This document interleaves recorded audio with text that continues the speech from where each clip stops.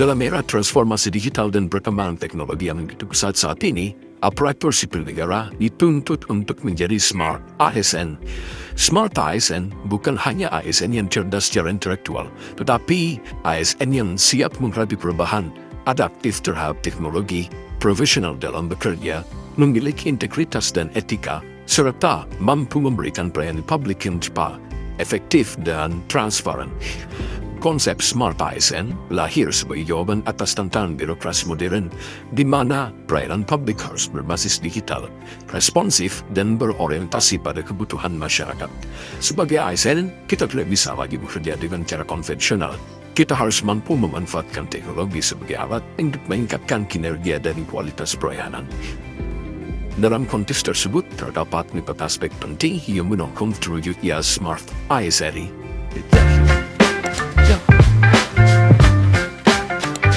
Digital skill merupakan kemampuan dasar seorang ASN dalam mengetahui, memahami, dan menggunakan perangkat keras serta perangkat lunak teknologi informasi dan komunikasi untuk menunjang produktivitas sehari-hari. Digital skill tidak hanya terbatas pada pengoperasian alat seperti komputer atau smartphone, tetapi juga mencakup kemahiran dalam mengolah data di mesin pencari, memanfaatkan platform kolaborasi daring untuk koordinasi kerja, hingga mengoperasikan berbagai aplikasi pelayanan publik berbasis digital. Dengan menguasai digital skill, seseorang ASN dapat mentransformasi cara kerja manual menjadi lebih efektif, efisien, dan transparan, sehingga mampu merespon kebutuhan masyarakat secara cepat di era sistem pemerintahan berbasis elektronik. Di era transformasi digital, digital culture atau budaya digital menjadi fondasi dalam membangun birokrasi yang modern, cepat, dan adaptif. Teknologi bukan lagi sekedar alat bantu, tetapi menjadi bagian dari budaya kerja yang mendorong efisiensi, kolaborasi, dan kinerja yang optimal. Pemanfaatan aplikasi Sri Kandi menjadi wujud nyata digitalisasi administrasi. Proses surat menyurat dan pengarsipan kini dilakukan secara elektronik. Inovasi juga hadir melalui platform SID/Imigrasi Sulsel. Sebagai pusat informasi digital internal pegawai kantor wilayah Direktorat Jenderal Imigrasi Sulawesi Selatan. Melalui platform ini, pegawai dapat mengakses berbagai kebutuhan kerja, mulai dari pemantauan kehadiran, perjalanan dinas, hingga akses ke bidang.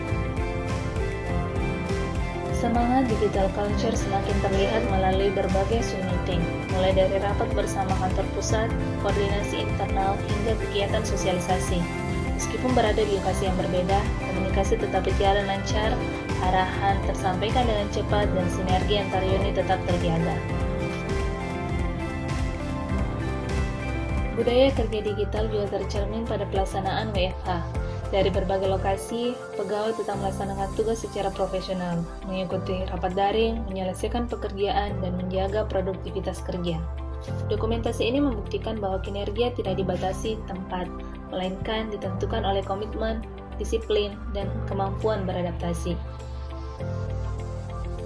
Inilah wajah baru birokrasi masa kini, lebih cerdas dalam bekerja, lebih kuat dalam berkolaborasi, dan lebih siap menghadapi masa depan. Digital culture adalah langkah nyata untuk birokrasi yang modern, adaptif, dan berdaya saing. Digital ethics. Digital ethics bermedia sosial harus bijak, menjaga etika dan nama baik instansi.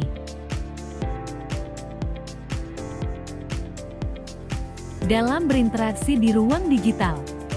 Sebagai ASN, penerapan etika digital di instansi kami meliputi tidak membagikan informasi internal yang bersifat rahasia, menggunakan bahasa yang sopan dan profesional dalam komunikasi email maupun grup kerja, tidak melakukan ujaran kebencian atau konten yang dapat merusak citra instansi, menggunakan media sosial secara bijak dan tidak menyebarkan hoaks. Contohnya dalam setiap publikasi kegiatan dinas. Kami memastikan informasi yang dibagikan akurat, tidak provokatif, serta sesuai dengan peraturan perundang-undangan. Dengan menerapkan digital ethics, ASN dapat menjadi teladan dalam bermedia digital yang sehat dan bertanggung jawab. Digital Safety atau keamanan digital merupakan kemampuan ASN dalam melindungi data dan informasi dari ancaman digital. Di era sekarang, data menjadi aset yang sangat penting, sehingga kita harus menjaganya dengan baik.